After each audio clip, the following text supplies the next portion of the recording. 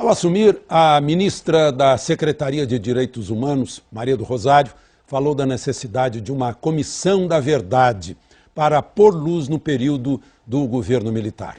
O novo ministro-chefe do Gabinete de Segurança Institucional, general José Elito Carvalho Siqueira, disse que o Brasil não tem que se envergonhar de seu passado e teria recebido uma repreensão da presidente. O Espaço Aberto vai discutir esse assunto com o jurista Dr. Wadi Damus, mestre em Direito Constitucional do Estado pela PUC, e o advogado professor da UNB, Dr. Mamed Said Maia Filho, que faz um doutorado sobre a Comissão da Verdade, e o deputado Jair Bolsonaro, PP, Rio de Janeiro, ex-militar, ex-oficial das Forças do Exército. Ele está nos nossos estúdios no Rio de Janeiro. Eu ia começar perguntando ao doutor Wadi.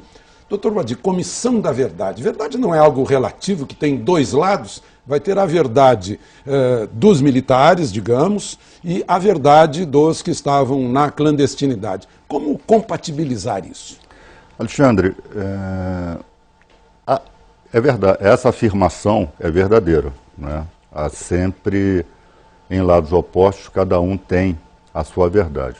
No entanto, o que ocorre no Brasil é que uma parte da verdade até hoje não foi revelada completamente, que foi a atuação dos órgãos do Estado, dos agentes públicos, à época da repressão, à época da ditadura militar, entre 1964 e 1985. Né? Esses fatos até hoje não foram esclarecidos na sua integralidade. Há ainda uma bruma, uma névoa, que não faz bem às instituições brasileiras quanto ao que se passou nesse período, e daí a ideia, a concepção da Comissão da Verdade, que não é algo novidade, não é algo novo, né, na relação entre os países. Diversos países que também tiveram os seus traumas, né, de ruptura democrática, instituíram as suas comissões da verdade, cada um com a sua metodologia, cada um com as suas circunstâncias. Mas a lei da anistia não prefere que o passado seja esquecido? Olha, Alexandre, obviamente você está se referindo ao julgamento pelo Supremo Tribunal Federal da lei de anistia, que o Supremo, na sua composição majoritária, entendeu que a anistia também se aplicava aos agentes que praticaram crimes de tortura e outros correlatos. No entanto, o próprio Supremo Tribunal Federal, mesmo aqueles, né, que o ministro relator que teve o seu voto vencedor naquela sessão, fez a ressalva em relação à memória e à verdade, que isso não implicava o fato de a lei de anistia se aplicar aos torturadores, não significava que não se pudesse buscar o esclarecimento dos fatos, saber onde estão enterrados, se é que estão enterrados os desaparecidos políticos, né? Então, esses aspectos ligados, concernentes à memória e à verdade, não foram superados pelo julgamento do Supremo Tribunal Federal. Doutor Mamed, não seria, eu recebi uma sugestão de uma professora universitária, sugerindo que fosse uma comissão acadêmica e não uma comissão política a fazer esse tipo de resgate da memória. Alexandre, como o doutor Adi falou, as comissões de verdade que existiram pelo mundo afora, mais de 30, elas foram sempre comissões oficiais. Porque é preciso nós termos uma narrativa oficial sobre o que ocorreu nesse passado nebuloso que nós tivemos aí.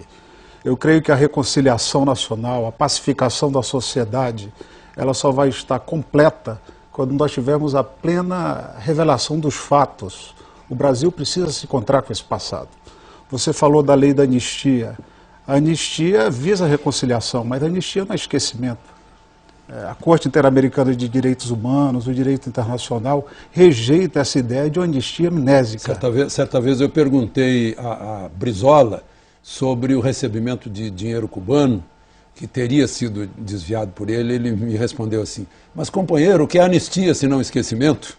Sim, mas eu creio que essa ideia não é positiva, porque as narrativas elas não podem ser tão díspares como ainda são. Desaparecimentos, suicídios forçados, fugas inexplicáveis, há quase 200 ainda de mortos e desaparecidos. Isso tudo precisa ser revelado sem ideia revanchista. A comissão, o projeto de lei que está no Congresso para discussão é muito claro em dizer que a comissão de anistia não terá um caráter judicial e nem visa a persecução penal. Não há essa ideia de responsabilidade penal em momento algum no projeto. Deputado Bolsonaro, o doutor Mohamed fala em sem caráter revanchista. Como é que o senhor vê essa ideia? Parece que o senhor acha que há uma revanche nessa comissão, né? Não há a menor dúvida, Alexandre. Agora há pouco tu acabou de falar, Fidel Castro enviava dinheiro ao Brasil para financiar o quê? Uma democracia? E já começa com uma piada. Quem acha que Fidel Castro queria impor uma democracia e derrubar um possível regime ditatorial em nosso país. Gostaríamos que isso tivesse que se apurar, que fosse apurado também na Comissão da Verdade. E, Alexandre, os integrantes da comissão, 7 indicados pela Presidente da República, é uma comissão completamente parcial. E digo mais, por que não colocar aqui na comissão integrantes do Clube da Aeronáutica, do Clube Militar e do Clube Naval? Por que esse temor? Nós temos militares que conversam comigo que querem colaborar com a verdade e não com essa farsa que está aqui. E não é apenas esse artigo. Eles querem apurar aqui crimes aqui, como por exemplo, tortura, mortes, desaparecimentos forçados e ocultação de cadáveres. Não querem apurar justiçamentos, como eles justiçaram vários no Araguaia e aqui na área urbana também. Não querem apurar sequestro de avião, sequestro de autoridades internacionais, execuções, como do capitão Chandler, como do marinheiro inglês também, execução, depois de Bárbara, tortura do tenente Alberto Mendes Júnior no Vado Ribeira. Não querem apurar carros-bomba. Olha, essas são as armas para se impor uma democracia em um país qualquer. E os grupos revolucionários da época, os seus integrantes faziam curso em Cuba. A própria família Grabois, né, o garoto de 17 anos que desapareceu no Araguaia, antes de ir para o Araguaia, o pai mandou o garoto fazer um curso em Cuba. Em 70, curso do quê em Cuba? De direitos humanos? De boas maneiras? De ética? É curso de guerrilha. Curso com aqueles que desceram de Sierra Maestra e ao tomar o poder em Cuba, né, em nome da democracia, é sempre assim, botaram milhares no paredão. Então, com esse espírito desta comissão, não é possível chegarmos a lugar nenhum. E tem ainda, o Alexandre, um ponto mais grave. Como está no projeto do Executivo aqui, a comissão dita da verdade tem o poder de veto, ou seja, as informações prestadas, né, terão seu caráter sigiloso mantido. Então eles fazem um trabalho violento junto à sociedade, em nome da Comissão da Verdade, angariam documentos, inclusive tem um poder maior ainda do que uma CPI, essa comissão aqui, que ela pode requerer, convocar, inclusive, em tese, realiza busca e apreensão. Ela pode chegar na casa de um velho general, de um velho capitão, e meter o pé na porta e procurar o que acha que pode ter lá dentro. Isso está no projeto, isso aí fere aqui o nosso Estado democrático de direitos, fere tudo. Eu não sou constitucionalista não, mas tenho bom senso para isso. E dizer aos doutores que estão aí que os militares querem a verdade, não a farsa que está aqui. Isso é uma farsa, isso é uma mentira. E devemos dar graças a Deus que os militares assumiram em 64, e não assumiram porque quiseram não. Eles foram impulsionados. Se vocês forem às bibliotecas, na Câmara dos Deputados, são excelente. Eu posso até entender que o do povo não tem acesso a tudo isso. Mas os senhores dois estudados têm biblioteca excelente. Toda a mídia impulsionou o militar para assumir o governo. A Igreja Católica, as mulheres em passeata nas ruas, né, os empresários, os agricultores. Por quê? Nós estávamos partindo, né, a passos largos para uma ditadura do proletariado. Os militares conseguiram botar um ponto final nisso aí. Aniquilaram a guerrilha do Araguaia. Se não tivéssemos feito aquilo naquele momento, no mínimo, hoje nós teremos uma FARC no coração do nosso país. O Brasil deve muito aos militares. E ao nos chamar de torturadores, pelo amor de Deus, volte um pouquinho mais atrás no tempo. Vão à história da Segunda Guerra Mundial.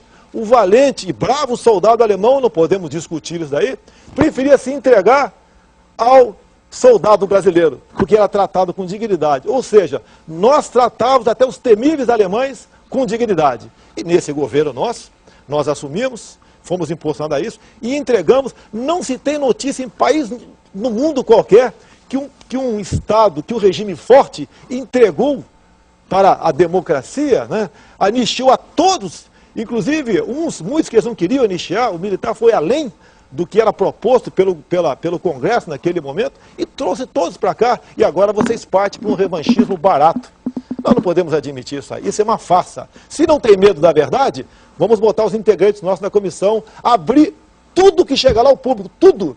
E eu até me comprometo, tem muitos colegas meus, mais antigos, é lógico, que querem colaborar, mas não com essa farsa que está aqui. Obrigado, deputado, doutor Mamede. Veja, na verdade, a Comissão da Verdade, ela vem coroar um processo que se iniciou em 95, no primeiro governo Fernando Henrique Cardoso, quando foi criada a Comissão de Mortos e Desaparecidos. Essa comissão, inclusive, tinha representante do Ministério da Defesa. Então, naquele momento histórico, o Estado assumiu a responsabilidade pelos atos de desaparecimento e o trabalho foi muito producente. Num segundo momento, ainda no governo FHC, em 2002, nós tivemos a criação da Comissão de Anistia, que permitiu a reparação, a indenização, né, aos anistiados ou a seus familiares, no caso dos mortos e desaparecidos. Então, veja, o Estado já assumiu a sua responsabilidade pelos atos praticados por essa minoria que agia nos subterrâneos, com tortura, com desaparecimento.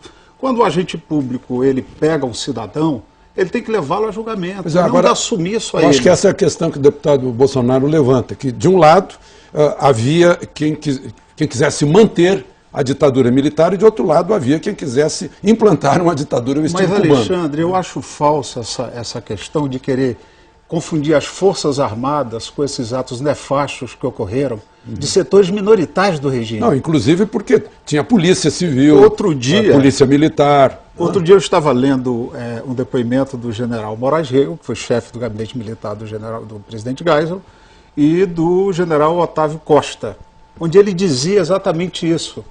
As Forças Armadas pagam muito pelo que ocorreu de ruim nos períodos militares, porque a maioria dos militares estavam nos quartéis, desenvolvendo suas atividades profissionais.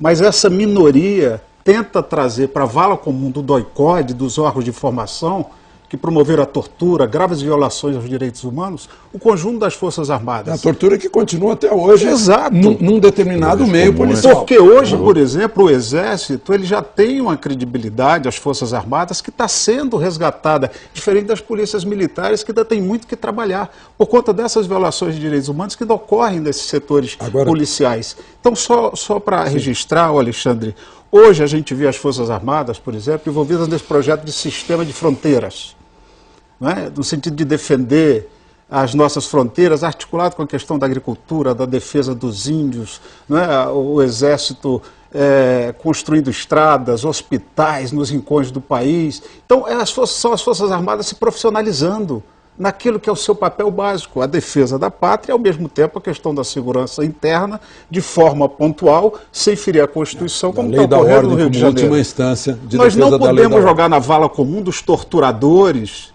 dessas pessoas que têm medo, né, de ser revelada a verdade, as Forças Armadas. Nós temos que fazer essa diferenciação. Agora, eu gostaria de perguntar ao doutor Wadi um caso presente. Né? José Genuíno foi preso lá no Araguaia, né?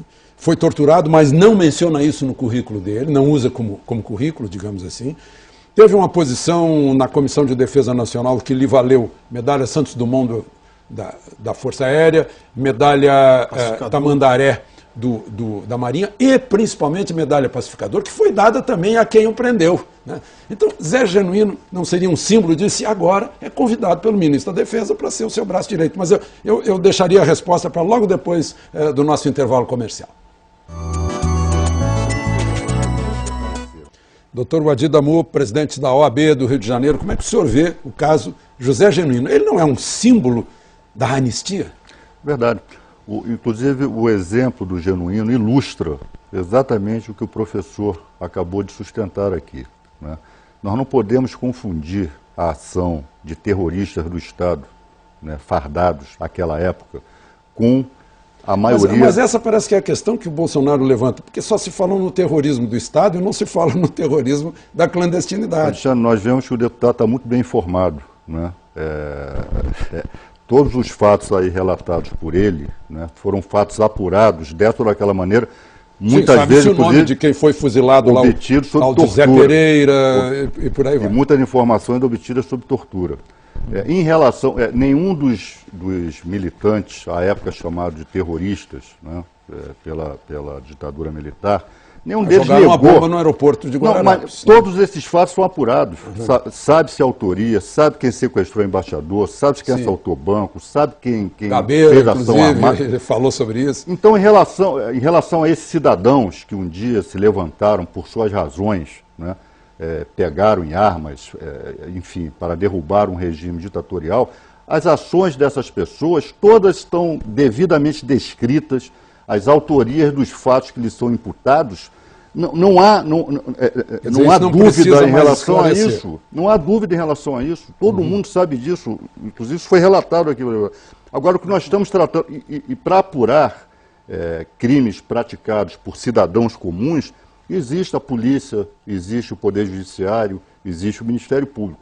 Nós estamos tratando aqui, quando falamos de comissão da verdade, de crimes cometidos por agentes públicos, por agentes do Estado. Sem finalidade de policial ou judicial. O que a nação quer, apenas a história. O que se quer saber é o que aconteceu, em que circunstâncias essas pessoas desapareceram.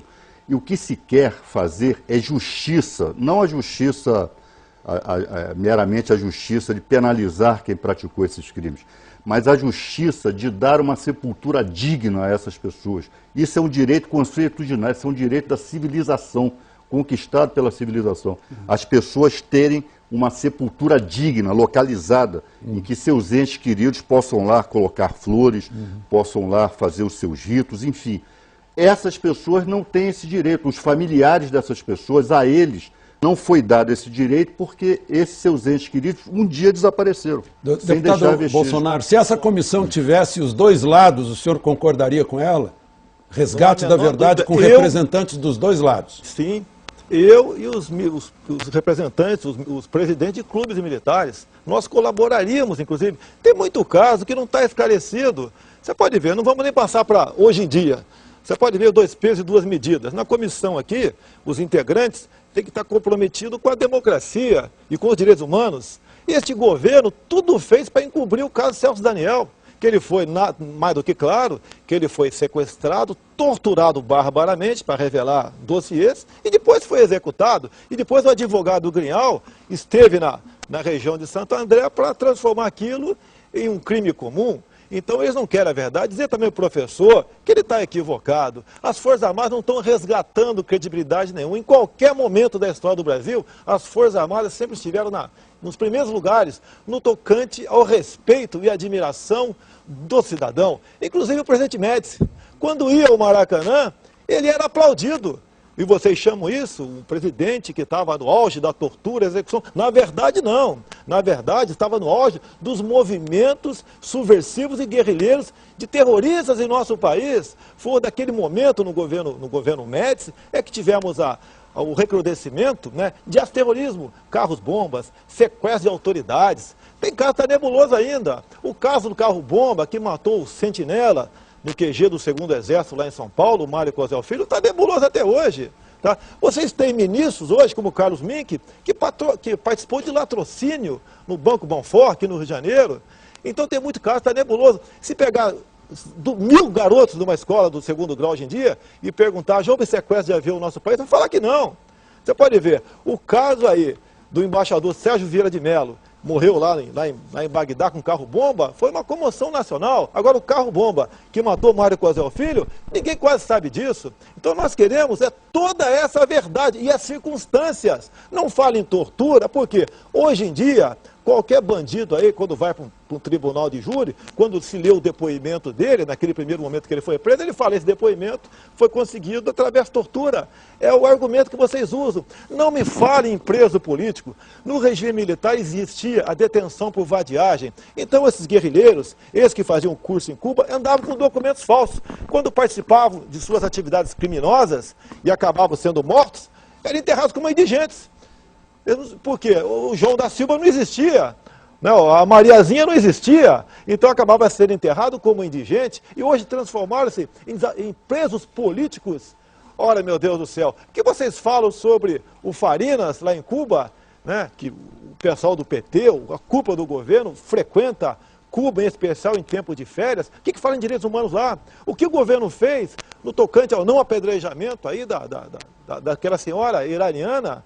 Poxa, pelo amor de Deus, então nós queremos, é a verdade, o Alexandre Garcia, não tem, a verdade está para nós como a fé para o cristão. Nós queremos a verdade, mas não com uma comissão hipócrita como essa aqui, defendido por gente que a gente vê claramente, até o doutor Vadir Damu tem um espaço muito grande no jornal aqui do Rio de Janeiro, tá? Que o tempo todo ataca os militares, fala em estupro, em empalamento e outras barbaridades, sem prova de absolutamente nada, tentando se cacifar, quem sabe, né? Eu não quero fazer o mau juízo dele, mas para ir para ser indicado por um superior, o Supremo Tribunal Federal, um outro órgão qualquer, ou fazer parte do Ministério da Justiça, eu quero até entender que não seja para isso, mas o ódio dele para com os militares é muito grande. E que país é esse? Que país é esse que trata as Forças Armadas dessa maneira? Falar em minoria, isso não procede. Eu participei do regime militar. Muito obrigado, deputado. Tenho orgulho de tudo que fiz.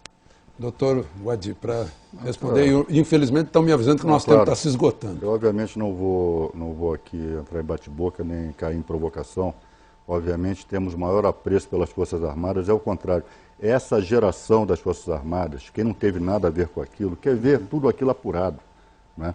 Isso é uma mácula ainda nas nossas Forças Armadas, é uma mácula, né, que precisa ser superada, é uma página infeliz da nossa história que tem que ser virada com dignidade. Na Argentina está se virando, agora essa semana passada, lá o Rafael Videla, né, foi condenado à prisão perpétua. No Chile, no Uruguai, na África do Sul, todos esses países estão enfrentando com dignidade, né, colocando o dedo na ferida e apurando o que aconteceu nos seus períodos ditatoriais, a barbárie que ocorreu naqueles períodos, sem traumas, sem crises, né? O embate, ele faz parte da democracia. Seria uma espécie assim de catarse. Bota tudo para fora. Que toda nação precisa para se aperfeiçoar democraticamente. E é isso que nós queremos aqui no Brasil. E a Comissão da Verdade, obviamente o Congresso Nacional vai dar a sua contribuição ao projeto de lei, né? Obviamente o Congresso Nacional vai fazer isso. Mas fazer de forma correta, de forma que de fato se apure o que aconteceu. Bom, infelizmente o nosso tempo se esgotou, doutor Mendes. Tomara que o Congresso Nacional faça o que o senhor está lembrando aí, que aperfeiçoe isso e que ponha, enfim, uma maneira de se conseguir realmente a verdade, que, como eu disse lá no início, tem sempre dois lados. Muito obrigado pela participação dos senhores, muito obrigado pela sua participação, deputado Bolsonaro. E o Espaço Aberto volta na próxima semana com outro tema de interesse nacional. De Brasília, Alexandre Garcia.